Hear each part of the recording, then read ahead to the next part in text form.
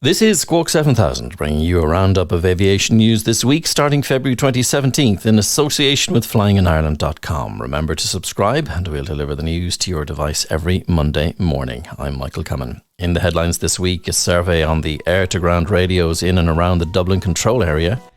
The sausages are on order for the Funfly Breakfast Fly-In on March 5th. And Irish aviation providers are well represented this year at the Pilot Expo in Berlin. As part of a regulatory impact assessment, the IAA is surveying general aviation operators regarding the capabilities of the air-to-ground radios in use and communications in, near or below the Dublin CTA.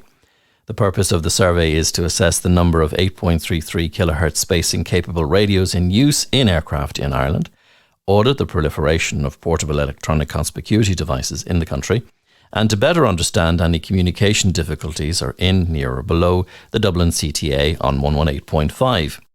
The aircraft radio survey is available until the 31st of March on the IAA website. Funfly Aerosports Flying Club will host a breakfast fly-in next Sunday, the 5th of March at Clonbelogue. All pilots are welcome to join by air or by car. There's no parachuting planned by the Irish Parachute Club that day, so the airspace around the aerodrome will be open to visiting aircraft. The event begins at 10:30 in the morning and will run for most of the day. Overhead joins will be permitted on the day. The standard join will be from the Edenderry Power Station to the northeast, Brackna Village to the south, or the Mount Lucas Wind Farm to the northwest. QNH and runway in use will be available on Clonbelogue frequency 128.55. And Funfly Aerosports Flying Club will continue to operate throughout the day, so you can expect flight training activities, including circuits. You may know that we've been following the fundraising efforts of Jason Phelan, who's come up with a unique fundraiser involving two bears, Captain Paddy T-Bear and his sidekick Lucky, who are flying around the world over the next 12 months to raise money for the Laura Lynn Foundation and Dogs Trust Ireland. Well, Jason, who works with the Irish Aviation Authority in flight operations, says the furry pair will fly all over Ireland and beyond, logging all their flights, aircraft types and time as pilot in command. The furry pair's latest adventure saw them off to Perth in Australia and back, and looking after them on their trip was Qantas cabin crew member Robert Doyle. Well, I caught up with Robbie on his arrival back in Dublin with the bears and asked him about his VIP passengers. I had the pleasure of taking Captain Paddy T-Bear and Lucky from Dublin to London and then on to Perth with British Airways and Qantas. They flew on the A319, the 787 and the A320 on the way home. They've had their logbooks completed. The cabin crew fell in love with them, so did the pilots, and once they heard about the charities that they were representing, there was great feedback. So we got them home and back in 5 days, back safe and sound. Now, what was the general reaction when you arrive on an aircraft with these two very cute teddy bears? The girls particularly absolutely fell in love with them. Once the pilots found that they had logbooks and passports, they were very intrigued, and seeing what they'd done previously, very happy to sign the logbooks and complete the details on them there. Tell us about that, because it is again a really two good causes. So the Dogs Trust and the Laura Lynn Foundation. Jason, who's organising this whole event, two very special charities close to his heart. Well, there it is, and as you say, two very good causes. Now, they're continuing their travels, and I believe at some point in the future, signing up for the Air Corps. Well, apparently from the 1st of March, the Air Corps have the two boys with them for the whole month, so I'm really looking forward to seeing what comes out of that whole month there, yeah.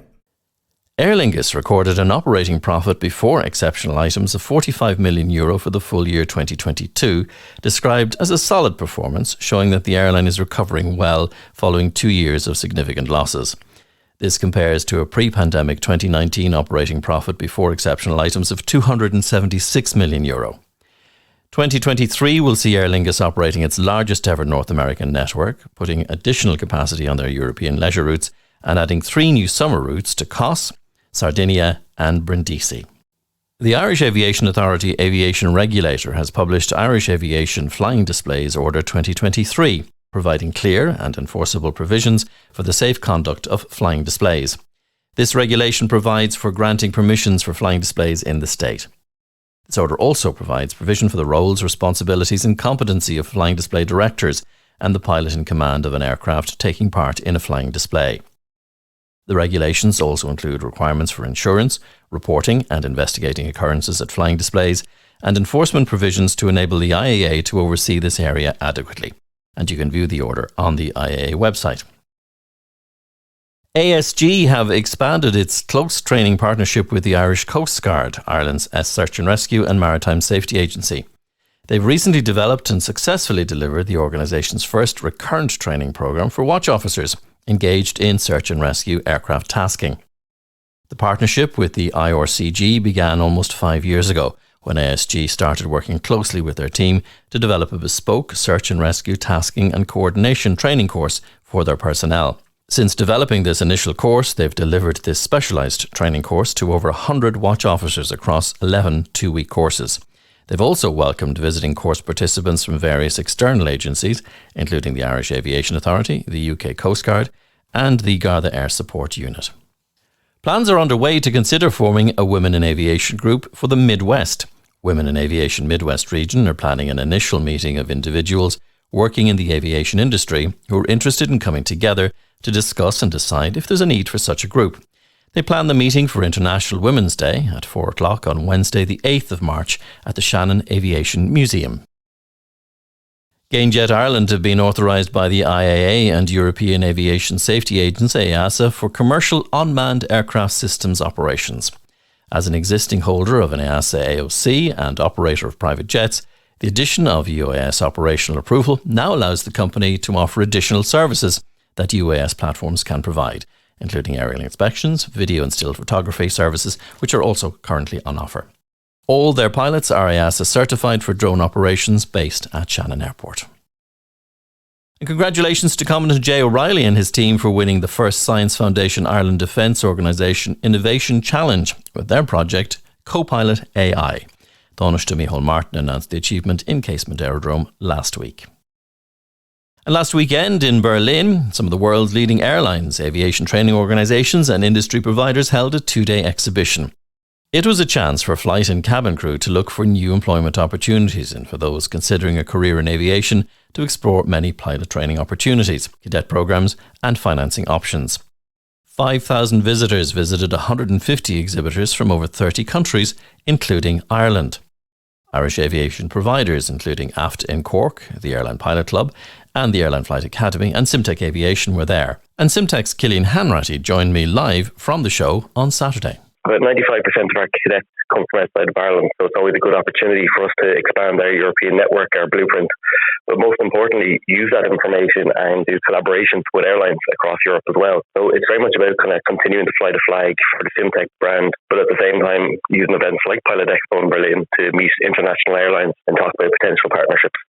The organisers have announced the Revolution Aero Dublin 2023 conference for April 25th and 26th this year in the Westin Hotel in the city. They present the event as a unique gathering of the people leading, funding and supporting the future of flight. Rival companies come together to discuss and solve mutual problems. Investors looking for new opportunities meet with technical experts. Well, Revolution Aero Dublin will look at opportunities and challenges for companies involved with advanced air mobility, autonomous aviation, electric aircraft, hydrogen and vertiports and infrastructure. According to Revolution.aero's events, both virtual and live will bring together innovators, regulators, capital, operators and others shaping the future of flight. And for pilots and aircraft owners, news from the Nicholson family and the Mourne Flying Club, who'd like to invite you to their annual fly-in barbecue. The date confirmed is the 17th of June at Kilkeel Airfield. The event has gone from strength to strength every year and keeps improving, and this year will be no exception. Mark it in your calendars, book the time off work, wash the airplane and bring the family to Kilkeel Fly-In in 2023.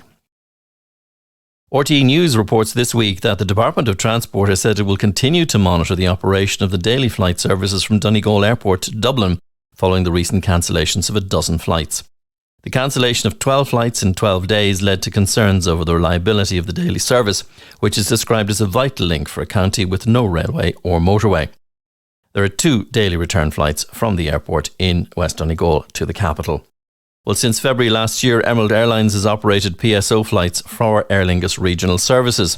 Emerald Airlines said they cancelled the flights because of a technical issue with a designated aircraft, and they offered people affected coach transfers, accommodation or the next available flight. The airline said it has a completion rate of 97% since taking on the route in February of last year. And EasyJet are celebrating flying 70 million passengers to and from Belfast International Airport by surprising a lucky family with free flights. Northern Ireland's largest airline will welcome an 8th aircraft to the base next summer and is launching new routes to popular beach destinations in Turkey and Greece. To mark the occasion, the airline surprised the Brennan family from Belfast, flying from Belfast to Lyon, with free EasyJet return flights. The milestone celebrations come following EasyJet's plans for expansion at Belfast International Airport this summer, which will see an additional Airbus A320 aircraft joining the base. Remember, if you have aviation news that you'd like to share, include us in your news emails and send your stories to news@squawk7000.ie. Remember too, we have over 126 episodes of Squawk 7000 in the library, including our summer series of extended interviews with people from the world of aviation. Wherever your flying takes you this week, take care.